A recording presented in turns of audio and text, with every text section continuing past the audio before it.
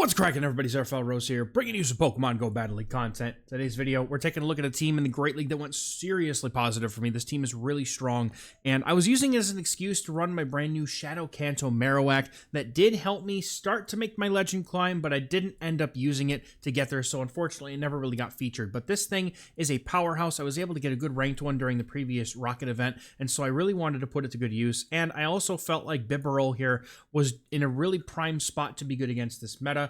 Just with the way that the meta is forming right now with a lot of dugongs and other things that are just really core broken by Bibarel. It's also really good against the Azumarill, does pretty well in the Drapion, so like a lot of things that Bibarel has a lot of play into. And I'm trying to think of a good lead for this team that's going to do well, and I came up with Jumpluff being able to handle a lot of the mud slappers that are going around, as well as also dealing with all of the grass types while also being a grass type itself. Also, Energy Ball is definitely not a fighting type move, but this team has two different versions. There's the one that I've run here with the Shadow Kanto Marowak, and K-Pine actually put out a video of a team very similar to this one that has a Shadow Drapion in the back in the safe swap. So you can run it either way. I think both will do very well in this meta. I've tried both and they do really strong, or they're both really strong teams. So let's get into this. Let's get into these games here. I had a 9-1 run with this team. And then I switched to the Shadow Bibarel, and it did not go as well, but I genuinely was just running it to try and get some content to submit to the Shadow Goat himself, Jamie Finn. Shoutouts to him. Opponent is going to safe switch here into the Dunsparce, and we're just going to immediately answer this with Marowak. If you're going to play against Dunsparce, or if you see a Dunsparce and you're running the Drapion version of this team, then what I do is I go for 6 Fairy Winds with the Jumpluff, and then go for our Aerial Ace. Then I immediately am going to come in with my Bibarel and look to win that matchup. That's how I play it with the Drapion version, and then hope the Drapion can sweep. Now, because there is really no fast move pressure from the opponent here, I'm going to be able to just keep pace with them and make sure that I CMP them on every move after this, and we're going to be able to take switch advantage and keep the Annihilate from being able to get against our Bibarel, which is the big thing here.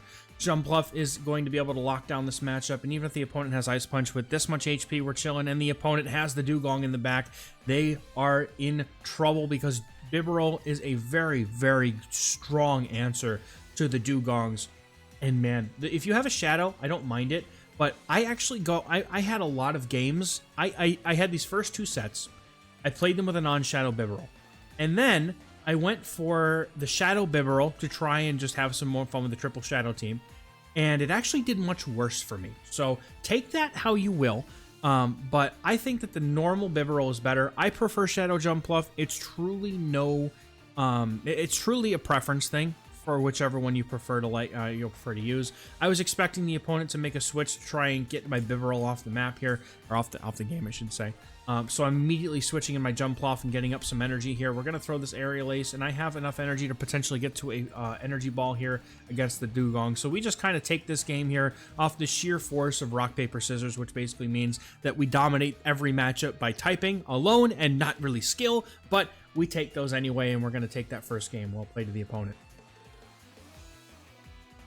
We're getting into the next game here. Jumpluff is going to be on the lead versus Magcargo. I have not seen one of these, and my goodness, the opponent is cooking, but we're going to be able to get some double super effective mud slaps in there before the opponent answers us with a Chestnut. Now, you might be asking me, what do you do against a Dugong lead? And the answer is, we cry. Truly, we do not have a strong answer to it. The only thing that I can say for that particular lead is go to Bibarel and just hope, honestly. Try to get some energy on Jumpluff or Marowak. You have super effective damage on both Pokemon, so there's a chance you can hit it back. But if you see a lot of Talonflame leads, which is another difficult spot for this team, if you see a lot of Dugong and Talonflame leads, then you might want to try the Shadow Drapion version that K-Pine put out a video on instead of running the Marowak. I just wanted to use the Marowak, and it seemed like a good idea at the time, but here we're going to be going against the opponent's Magcargo once again. Bibarel's getting a lot of energy. The opponent's going to go for a charge move. They almost always throw Rock Tomb, of course, but the opponent, I can't risk them getting me with a Stone Edge and losing my Bibarel, so it was a safe shield, but albeit it sucks to shield those, to be honest. But we have a massive pacing advantage, and the real reason I like the non-Shadow Bibarel is that it can tank moves so much better, because the Shadow, just for some reason, like every charge move it takes seems to just leave it in an awkward range where it gets farmed down, whereas the Non-Shadow seems to be able to take hits a little bit better and not get farmed down afterwards. So it's kind of like Shadow Gator in that way. Also, the non-Shadow Bibarel can tank 2 moves from Gator without getting knocked out, whereas the Shadow can only tank 1. It's a very close 2 moves and some Shadow Claws, but it can take it. The opponent looking to save their shield and try to get the farm down, but they didn't realize how heavy that damage was going to be. And now I'm going to be looking to just go for as much chip damage as I can here. And I just need to save the shield to get Bibarel off to a Hyper Fang, but the opponent lets it go and knows it's over, so they're going to go ahead and let it go. Good game. Next game up, we're going to have our Jumpluff on the lead versus a Toxapex. We want to get right out of this matchup immediately. And sometimes I'll switch into my Bibarel. In this case, I'm going to switch Bibarel in here. And unfortunately, the game doesn't really register my swap attempt. It looked like I tapped outside of it, so I can't really say it's the game's fault. But at the same time, it was like one of those, like, could have gone either way sort of things. But we're getting into the Bibarel here. And a lot of the times, Bibarel is really good against whatever's in the back. Like, pretty darn good. So the opponent's going to full send that Sludge Wave, and they have a Dugong in the back. So from this, if they're swapping in the Dugong, that tells me that they don't have an answer to this Bibarel, and we're going to be able to get to this Hyper Fang before the opponent can get to a charge move, which puts a really immense amount of pressure on their shields. And if they have to shield this. If they don't, they're just going to lose their Dugong. So, but we can also now very safely keep Bibarel away from the Dugong, but at the same time also, I can have an opportunity now to get this thing low enough. The opponent's over farming by a ton. I'm going to let this go at this point. I'm going to let my Marowak try and get a farm down here and just shield the move, knowing that I can probably swap out. It's also kind of like, do I come in with Jumpluff here? Either way, it just feels bad. I actually decided to come in with a Jumpluff and save the Marowak and just say, I'm going to let them throw the energy here, and I'm going to just tank everything, and then I'm going to come in with my Marowak after they've thrown the energy. The opponent swaps out. They have their own Marowak in the back. So, kind of makes sense as to why they didn't want to come in against the Bibarel with this. But truly, like, Bibarel doesn't have an amazing matchup because the Shadow Kanto Marowak can still narrowly tank a Surf, I think. And the rollouts don't do a ton, but we're going to be able to get this farm down. And we have a ton of potential here. The opponent just isn't going to play it out. We're going to get this game. Well played. Getting another great lead. We have Superior on the lead here in this next game. The opponent is going to stay in, and I'm fine with that as well. I can always tank an Aerial Ace, whereas the opponent, while they can tank an Aerial Ace, it's not comfortable for them, whereas I know I can always tank one. They have absolutely no fast move pressure. I can actually tank 2 pretty comfortably here, which puts Jumpluff in the driver's seat of this matchup. And if I'm going to keep their Superior here on the lead and get rid of it, that's the hardest answer to the rest of my team gone. So we're going to go ahead and stay here, go for these Aerial Aces, and look to get rid of the Superior. Opponent just lets it go, not really willing to commit any shields, which is perfectly fine with me. Opponent's going to have their Drapion come in, and I'm going to be able to get an Aerial Ace in. The opponent did get some one-turn desync lag, which is unfortunate, but it's, you know, the state of the game. We take what we can get. We get the shield advantage. I'm not sure why the opponent shielded that. Maybe they were afraid of an Acrobatics where it lost count of energy, or they just wanted to keep their Drapion healthy, but an Aerial Ace really wasn't going to do a whole lot to the opponent. But now that they are, I didn't even realize until just now that they're non-Shadow when I'm playing this game, so I'm going to go ahead and continue to build up energy. This looks like an Aqua Tail to me. I'm going to shield it anyway because I have a ton of energy on Bibarel, and this energy is almost always useful. And they only have 1 shield left, and a Hyper Fang will almost knock out, if not cleanly knock out. It's very close. Cleanly, but the opponent now comes in with their Marowak, and I'm wishing I had thrown a Surf here, but it's fine. We have Jumpluff for this thing. Jumpluff is still healthy enough, and we're going to be able to get to an Ace if we want to. We do have to throw the Aerial Ace here because they did get 1 Mud Slap through, which means they're going to get to a Rock Slide before I can get to a move. But it's a non-Shadow Kanto Marowak. Rock Slide is almost, it might not even be enough here. It's very close. We'll see. Rock Slide, it does knock out. So I know that the Rock Slide from the Shadow does roughly, you know, 45-50%. Opponent's going to get a Aqua Tail off here, but the fast move damage from these Mud Slaps is just too great. However, I'm not going to play around. I'm just going to go for the Bone Club, secure this knockout, and then that should do it here because we take out their 3rd Pokemon, and that's going to be a good game played. We getting into this next game here. We got Jumpluff on the lead versus an Annihilate. We're catching all these really good leads, and this is part of why this team cooked really hard, is because there was a solid like 2-day period where everybody was weak to the Jumpluff lead. It was insane. And then they come in with a Toxapex here. I don't ever recommend safe switching into a Toxapex because it's just one of those Pokemon that has very like very poor matchups and very good matchups, and it doesn't really have very many in between. Like in this case, I have so much energy on my Marowak. The opponent, I mean, they can come in with their Nightlight if they want to, but the problem that they're going to face here is that I'm going to be able to get to 2 Bone Clubs before they can get to a move, and with the Mud Slaps adding up, they're going to be forced to give me that shield back, and there's just so much pressure coming from this Marowak. This thing is so incredibly strong, and I can see why people enjoy using it so much. Marowak by itself just about takes out almost 2/3 of the opponent's team, and they're forced to throw energy to prevent the Annihilate from going down. I'm just going to go for a farm down here with my Jumpluff. The opponent is able to get to a move. I'm going to assume it's a Rage Fist. I've seen maybe one Annihilate other than my own that runs Ice Fang or Ice Punch, but that's okay because they have an Energy Ball into the Quagsire, and the opponent thought we were gonna bait. No, not in this house. Good game. Jumpluff has done that to many teams. They just were not prepared. We catch a 5-0 in that first set, and we get into the next set, and we see another Annihilate, and I'm like, great. Perfect, wonderful. Opponent's going to go into Drapion here. We have the Marowak in the back to just go in. I don't really know how exactly we handle Marowak with the version that has Drapion. My best thought here is that you go for the Aerial Ace on Jumpluff and then come in with your own Drapion to force them to go for Aqua Tails. I imagine that if that Aerial Ace lands, they'll be in or near a range for an Aqua Tail to knock out. That's the best thing that I can come up with. It feels like a really awkward thing for this comp, but with these 2 Bone Clubs, we're going to be able to do exactly the same as we were going to do in the last game, nearly knock out or get a shield from the Annihilate, and I'm fine with this. Opponent gets some counters in. Again, my Jumpluff is healthy enough that if they are indeed running the Ice Punch, then we will be able to survive it, but the opponent comes in with a Wigglytuff, and this is very uncomfortable here because of the charms. What I should have done here was chip it with an Aerial Ace and then get them into Surf range. So now I'm going to have to just really hope that we can do something here because the opponent's going to be able to just shield and charm all the way through my Bibarel, and they're in a health range too where like we can farm down, and it's not exactly comfortable though. Opponent does have Icy Wind. I'm going to respect that because it's double super effective and would probably do more damage than anything the Annihilate can throw at me, and at this point I'm going to go ahead and just go for it.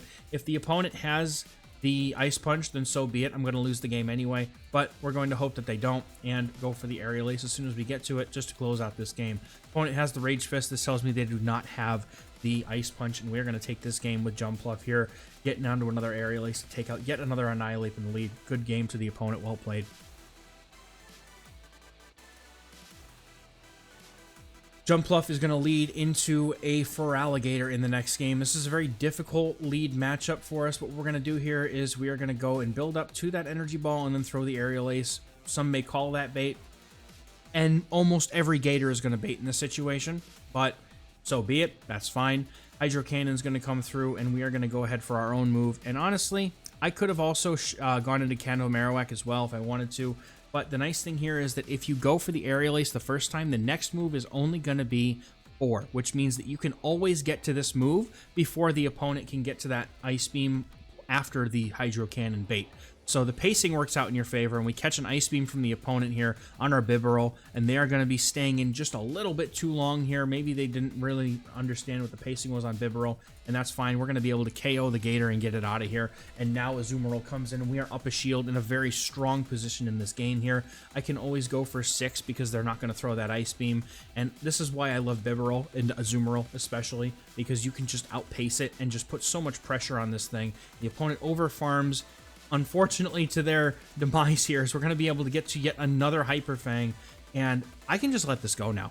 Bibarel has more than done its job. It's eliminated the Feraligatr and the Azumarill, and I don't know what this trainer is going to do against an actual Grass Lead that's not my my Jumpluff here, but the opponent comes in with a Spice Pick here. I have not seen a Hypno in the Great League in a while, and I am impressed, and honestly, I miss Hypno. I miss when Hypno was meta. Now, they go for a move here. I want to see what they're going to throw. Excuse me, they have the Ice Punch. So we're going to be going for an Energy Ball here. I believe we should be able to land this move. It's been a couple days since I played these games, but yeah, they didn't have a shield. That's right. They didn't have a shield, and we are only 4 away from the Energy Ball. The opponent cannot get to, or does not get to, a move here. And so we're going to be able to clap this Azumarill with that Energy Ball. Feels good, man. Good game. Next game in. Jumpluff into Corsola. This is a very neutral matchup for both, but they do have Power Gems, so I have to be careful of that. We do get to the Energy Ball before they can get to any charge move, so I'm going to throw it and go ahead and get some nice chip damage here. And I'm thinking about maybe coming in with my Marowak potentially. I know that my Bibarel is a very good matchup here. I'm going to go ahead and try to catch the Power Gem here, but the opponent over farms here and then comes in with Superior and makes me very sad. So Superior is an absolute just hard answer to Marowak. It can basically farm up almost as much energy as it likes in this matchup and be able to go for a move. But I'm going to go for a Rock Slide on bad timing here, just to be able to make sure I get this damage in. It's going to get it down to a range where I could actually flip switch if I wanted to, but I'm going to let it go because I don't really need to flip switch here. I just want to have a chance to get some farm on my Jumpluff, do some more damage to the opponent's Corsola, and let Bibarel sweep if I can. If I can get a shield out of this Corsola, I don't know how I'm going to, but if I can, it would be nice. We're going to be going for one and then the move here, and the opponent is going to go for their move immediately. So I am actually forced to give up my own shield here in order to try and get this move off. They had a lot of energy as well. They're going to have 2 moves ready to go. And I'm like, I've already committed 1 shield. I guess I might as well commit the second one.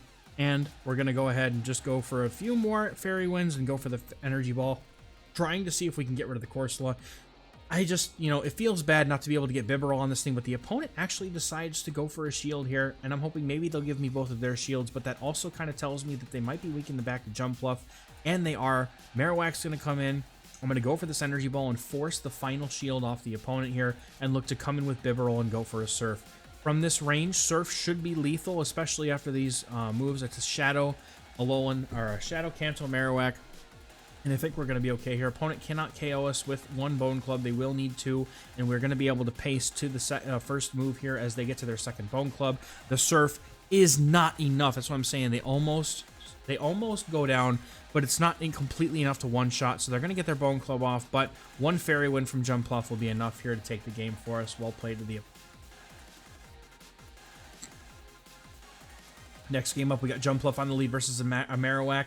Very nice lead here. Want to make sure that we maintain switch advantage if we can. Opponent has a Drapion. I know the answer. We come in with Marowak, and we just completely dominate this. When we have the Marowak come in, we can always live 1 Aqua Tail and then shield the second, have a bunch of energy from a full farm down here, and I'm fine with that. I don't really want to throw my energy into this because then I won't be able to put it into the Marowak, and honestly, it's hard to say because like I don't want to give them more farm than I should. But at the same time, I kind of need to maintain switch because I don't really want to put my Bibarel against the opponent's Marowak when they have such good fast move pressure into it, when Bibarel really isn't that bulky, honestly. I'm going to be able to get to another Bone Club here. The opponent won't be able to get to a move. They don't have enough energy, and honestly, they're just going to farm me down from this range anyway and look to save 2 shields for them to hopefully sweep. I don't shield this first move here from the Marowak. It's a Rock Slide most likely. I'm not going to shield it. It's fine. The opponent has the Dugong. We are also notably almost at a move on the Jumpluff. We're 1 shy of the Energy Ball. Opponent goes for the Drill Run. I'm going to shield because I'm like, you know, it's hard to say when they're going to go for the Icy Wind. For the most part, it's pretty safe to assume they're going to go for Drill Run first and Icy Wind second, but I have had a couple of situations where my opponents ended up going for Icy Wind first and completely screwed me on that matchup, but they're already pretty much in Energy Ball range. It's anybody's guess at this point when that swap. I'm expecting them to try and make a catch here at some point, so I'm going to go ahead and swap to try and catch a move. I expected the swap from the opponent, so I came in with my Jumpluff here. We're going to be able to fire off this Energy Ball and take out the opponent's Dugong, and that is another knockout. Good game to the opponent. Getting into the last game of the second set here, we got Jumpluff on the lead versus another Marowak. Again, this thing is just winning so many leads. Opponent's going to safe switch into a Wigglytuff, and what I'm going to do here, so I'm going to look to go for, I would say, was it 9? But unfortunately, my stupid self, I let a Charm through anyway because I think I lost count of how many moves I was throwing, and I was hoping I was going to get a shield off of them from that exchange, but I didn't. So we go for the second move here. We still have enough HP to be able to deal with the opponent, their Marowak. I'm going to shield up an Icy Wind here, and I could live this. In hindsight, I know that I could live this, but who's going to know? The game decides to just stop, and that's just what happens. And don't you just love it when that happens? Don't you just love it when the game decides, you know what, you could win this game, you could have a 10-0 run with this team. you could get a positive set, but no, the game just says, you know what? Not today, buddy. That would have been one of those battle could not be recovered, and I would have lost that. But you know what? It is what it is, man. There's nothing we can do about it. This game's a buggy POS sometimes, and that just is what it is. But hopefully you guys had an enjoyable viewing experience, and hopefully this team, you know, catches on, because this is a really strong team in the Great League right now. I feel like this could probably get somebody legend, to be honest. This is a really, really good team.